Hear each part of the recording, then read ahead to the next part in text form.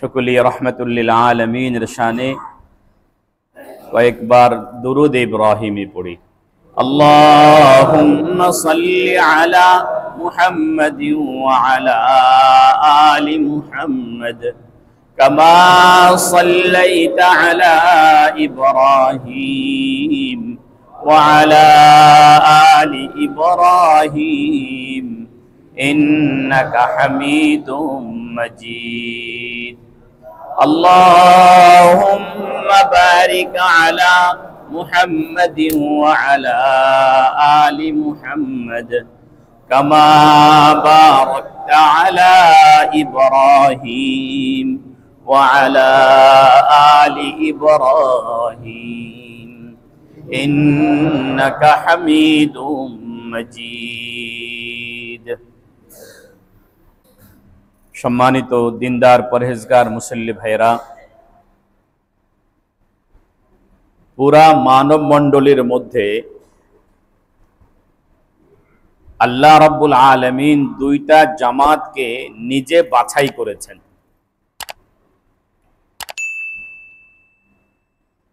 ভালো করে বোঝার চেষ্টা করেন।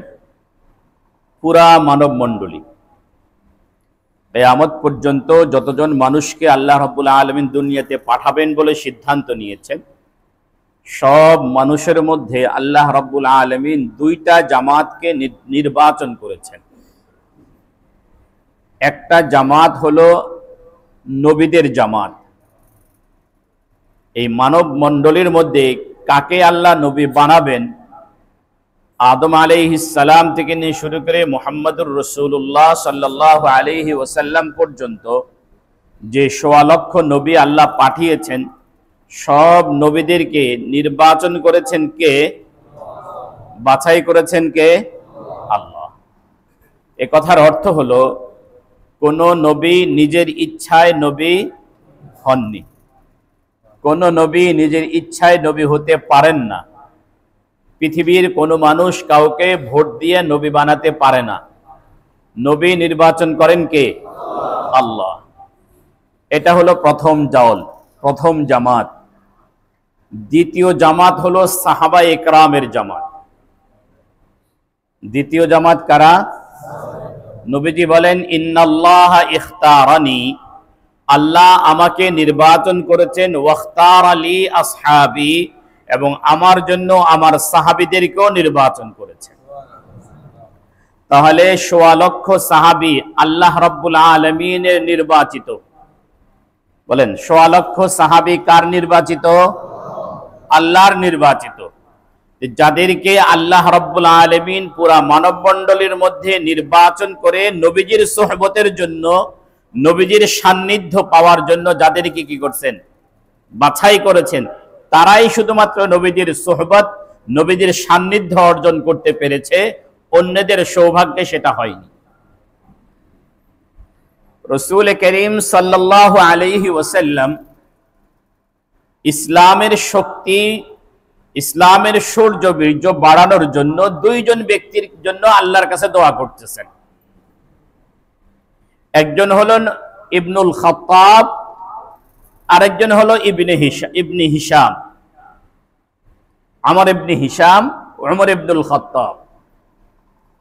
নবীজি দুইজনের জন্যই আল্লাহর কাছে কি করতেছেন? দোয়া করতেছেন, আল্লাহ এই দুইজনের যে কেউ একজনকে আপনি ইসলামের মধ্যে নিয়ে আসেন এবং এর মাধ্যমে ইসলামের ইজ্জত, ইসলামের বুলন্দি বালা আপনি দান করেন। তা আল্লাহ রাব্বুল আলামিন আল্লাহর নবীর এই দোয়াটা উমর ইবনুল খাত্তাবের জন্য কবুল করেছেন, আমর ইবনে হিশামের জন্য কবুল করেন নাই। তার মানে হলো, আবু জাহেল যে, আমর ইবনে হিশাম যে পরবর্তীতে আবু জাহেল হিসাবে যে পরিচিতি লাভ করেছে, সেও ইসলামের মধ্যে আসুক, এটা নবীজি চেয়েছেন, কিন্তু আল্লাহ পাকের ফয়সালা ছিল না সে নবীজির সাহাবী হবে। সে নবীজির সাহাবী হবে, এটার কি ছিল না? ফয়সালা ছিল না। যার কারণে নবীজিকে দেখার পরেও সে ঈমান আনতে পারে নাই, নবীজির মুজিজা দেখার পরেও সে ঈমান আনতে পারে নাই, নবীজির সত্যতার ব্যাপারে সম্পূর্ণরূপে সে স্যাটিসফাইড থাকার পরেও, বিশ্বাস করার পরেও নবীজিকে মানতে পারে। বদরের যুদ্ধে শুরু হওয়ার আগ মুহূর্তে মক্কার কাফিরদের মুশরিকদের এক বয়োবৃদ্ধ নেতা আবু জাহেলের কাছে আসলো, এসে বুঝাইলো, বলে দেখো আমরা মূলত যুদ্ধ করার জন্য বের হইনি, আমরা বের হয়েছিলাম মূলত আমাদের ব্যবসায়ী কাফেলাটাকে প্রোটেক্ট করার জন্য। যেহেতু আবু সুফিয়ান তার মালমাত্তা সহ নিরাপদে মক্কায় ফিরে গেছে, সুতরাং আমাদের শুধু শুধু অহেতুক লড়াইয়ে যুক্ত হওয়ার কি যৌক্তিকতা আছে? মুহাম্মাদের সাথে আমাদের এমন কি শত্রুতা? আবু জাহেলকে কথা বলল, বলে না, মুহাম্মদ সাল্লাল্লাহু আলাইহি ওয়াসাল্লামের সাথে আমাদের ব্যক্তিগত শত্রুতার একটা জায়গা আছে। মক্কার মুশরিকদের ওই নেতা বললেন, আমরাই কি তাকে আল আমিন বলি নাই? আমরাই কি তাকে বিশ্বস্ত বলে স্বীকৃতি দেই নাই? আমাদের মাঝেই কি সে 40টা বছর বেড়ে ওঠে নাই? আমরা কি কখনো পেরেছি তাকে কোনো তার চারিত্রিক কোনো বিষয়ে তার দিকে আঙ্গুল তুলতে? সে কি কখনো অসত্যের বিপরীত বলেছে? এভাবে নবীজির কতগুলো গুণাবলী তুলে ধরার পরে আবু জাহেল বলল, আপনি যা বলেছেন সব সত্য, এ ব্যাপারে আমার কোনো কি নাই, দ্বিমত নাই। যেই লোকটা 40টা বছর পর্যন্ত কখনো নিজের ব্যক্তি স্বার্থে মিথ্যা কথা বলেনি, সত্যের বিপরীত বলে নাই, 40 বছর পরে এসে সে আল্লাহর উপরে মিথ্যা বলবে, এটা কেমন ভাবে সম্ভব? তাহলে কি সে সত্য নবী নয়? আবু জাহেল বলে, সে সত্য নবী, এটাও আমি বিশ্বাস করি। তা বলে, তাহলে তার সাথে লড়াই কিসের? বলে, তার সাথে লড়াই হলো, আমরা হলাম বনু মাখজুমের, সে হলো বনু হাশিমের। বনু হাশিম যখনই কোনো ভালো কাজ করেছে, বনু মাখজুম তার মোকাবেলায় আরেকটা ভালো কাজ সমাজে নিয়ে এসেছে। ভালো কাজের প্রতিযোগিতায় বনু মাখজুম বনু হাশিম থেকে কখনো পিছিয়ে ছিল না। কিন্তু বনু হাশিমের এই ছেলে মুহাম্মদ সাল্লাল্লাহু আলাইহি ওয়াসাল্লাম, সে এমন একটা যুবক, তার মোকাবেলায় আমরা বনু মাখজুম থেকে কাউকে দাঁড় করাইতে পারতেছি না। আমাদের বনু মাখজুমের ভিতরে তার মতো কোনো সন্তান আর কোনো যুবক আর কি নাই, যার কারণে আমাদের বংশমর্যাদা নিচে ডাউন হয়ে যাচ্ছে, তার বংশমর্যাদা উপরে উঠে যাচ্ছে। এটা কোনোদিনই সম্ভব নয়, আমাদের বংশের মর্যাদা রক্ষা করতে হবে। মক্কার ওই মুশরিক নেতা বললেন, হ্যাঁ, বংশের মর্যাদা রক্ষা করা লাগবে। এখান থেকে যে কথাটুকু আমি বুঝাতে চেয়েছিলাম, আবু জাহেলও বিশ্বাস করত মুহাম্মদুর রাসূলুল্লাহ সাল্লাল্লাহু আলাইহি ওয়াসাল্লাম সত্য নবী, কিন্তু তবু তার কপালে সাহাবী হওয়ার সৌভাগ্য জোটে নাই, যেহেতু কার ফয়সালা ছিল না? আল্লাহ। তাহলে সাহাবী হওয়াটা কার নির্বাচন? বলেন, সাহাবী হওয়াটা কার নির্বাচন? আল্লাহ। এই কারণে নবীজি বলছেন, আল্লাহ আল্লাহ ফি আসহাবি, আমার সাহাবীদের ব্যাপারে তোমরা খুব সাবধান, খুব সাবধান, খুব সাবধান। আল্লাহ আল্লাহ ফি আসহাবি লা তাত্তাখিযুহুম গরদাম মিন বাদি, বলে নিজেদের মনোপ্রবৃত্তির চরিতার্থ করার জন্য আমার কোন সাহাবীর ছিদ্র অন্বেষণ করো না। কোন সাহাবীর ভুল ধরা নবীজি হারাম করে দিয়েছেন, নিষেধ করে দিয়েছেন।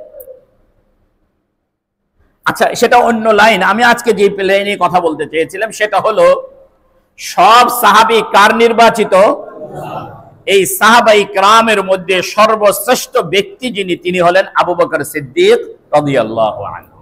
তাহলে আবু বকর সিদ্দিক নবীজির সাহাবী হবেন, আবু বকর সিদ্দিক সবার আগে ঈমান আনবেন, আবু বকর সিদ্দিক রাদিয়াল্লাহু তাআলা আনহু ঈমান আনার পরে সর্বপ্রথম দাওয়াতি কার্যক্রম পরিচালনা করবেন।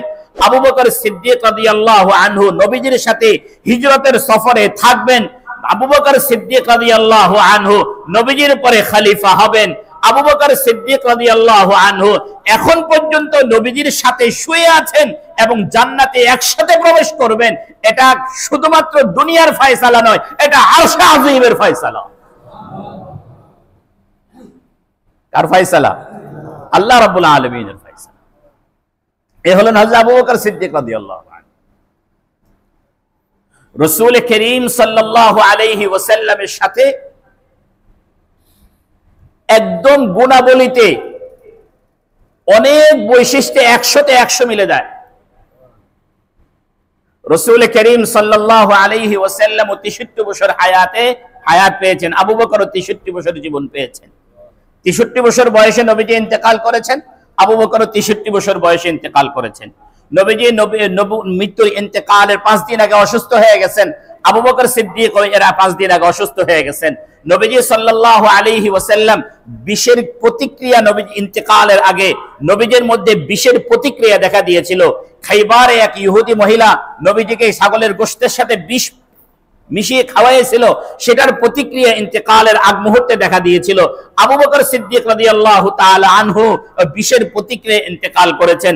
আবু বকর সিদ্দিক রাসূল করিম সাল্লাল্লাহু আলাইহি ওয়াসাল্লামকে যেই সময় বিষ মিশ্রিত খাওয়ানো হয়েছিল, যারা খাবার খেয়েছিল তাদের মধ্যে একজন মারা গিয়েছিল উপস্থিত। আবু বকর সিদ্দিককেও যেই খাবারে বিষ মিশিয়ে খাওয়ানো হয়েছিল সেখানকার মধ্যেও একজন উপস্থিত মারা গিয়েছেন।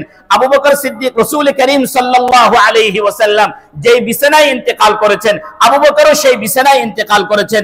নবীজি সাল্লাল্লাহু আলাইহি ওয়াসাল্লামের পরে ইন্তেকালের পরে যেই চাদর দিয়ে নবীজিকে ঢেকে রাখা হয়েছিল, সে একই চাদর দিয়ে আবু বকর সিদ্দিককেও ঢাকা হয়েছে। নবীজি সাল্লাল্লাহু আলাইহি ওয়াসাল্লামের যেই খাটিয়ার উপরে শায়িত ছিলেন, সে একই খাটিয়া হতে আবু বকরও শায়িত ছিলেন। রাসূল করিম সাল্লাল্লাহু আলাইহি ওয়াসাল্লাম যে হুজরার ভিতরে এখন ঘুমিয়ে আছেন, সেই হুজরার ভিতরে আবু বকর এখনো ঘুমিয়ে আছেন। এ হলেন হযরত কে? আবু বকর সিদ্দিক রাদিয়াল্লাহু আনহু। আবু বকর সিদ্দিক রাদিয়াল্লাহু আনহু উম্মতের শ্রেষ্ঠ ব্যক্তি। একদিকে তিনি নরম দিল মানুষ, বাক্কাউন, অতি কাঁদনাওয়ালা মানুষ।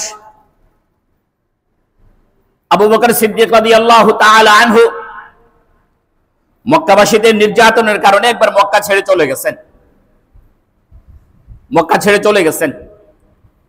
বারকুল গিবাদ নামক স্থানে যখন পৌঁছলেন, মক্কার এক নেতার সাথে তার দেখা হলো, নাম হলো ইবনু দুগুন্না। ইবনু দুগুন্না হযরত আবু বকরকে বললেন, আবু বকর তুমি কই যাচ্ছ? বলে আমি মক্কা ছেড়ে দিচ্ছি। ইবনু দুগুন্না বললেন, আবু বকর তুমি তো এমন একজন ব্যক্তি যে মক্কা ছাড়তেও পারো না, কেউ তোমাকে মক্কা ছাড়তে বাধ্যও করতে পারে না।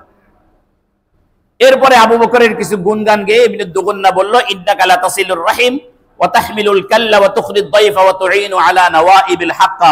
এভাবে আবু বকরের প্রশংসা করে ইবনু দুগুন্না বললেন যে চলো মক্কায় চলো, আমি ইবনু দুগুন্না এবং আমার কওম বেঁচে থাকতে তোমার দিকে বাঁকা চোখে তাকাবে এরকম কারো সাহস হবে না। কোন মায়ের বেটা মক্কায় জন্ম নেয় নাই। ইবনু দুগুন্না আবু বকর সিদ্দিক রাদিয়াল্লাহু তাআলা আনহুকে মক্কায় নিয়ে আসলেন। মনে রাখতে হবে আবু বকর সিদ্দিক রাদিয়াল্লাহু আনহু কিন্তু মক্কার একজন নেতৃস্থানীয় ব্যক্তি। মক্কার একজন নেতৃস্থানীয় ব্যক্তি। ইসলাম গ্রহণ করার কারণে এই পরিমাণ নির্যাতন আসছে যে আবু বকরের মতো ব্যক্তিও মক্কায় থাকতে পারছেন না। ইবনু দুগুন্না আবু বকর সিদ্দিক রাদিয়াল্লাহু তাআলা আনহুকে নিয়ে মক্কায় আসলেন। বাইতুল্লাহর চত্বরে আসলো। এসে ইবনু দুগুন্না পুরা কুরাইশকে সম্বোধন করে বলল যে আমি ইবনু দুগুন্না আবু বকরকে আশ্রয় দিচ্ছি, কেউ আবু বকরের দিকে বাঁকা চোখে তাকালে আমি এবং আমার কওমের প্রতিশোধ গ্রহণ করব।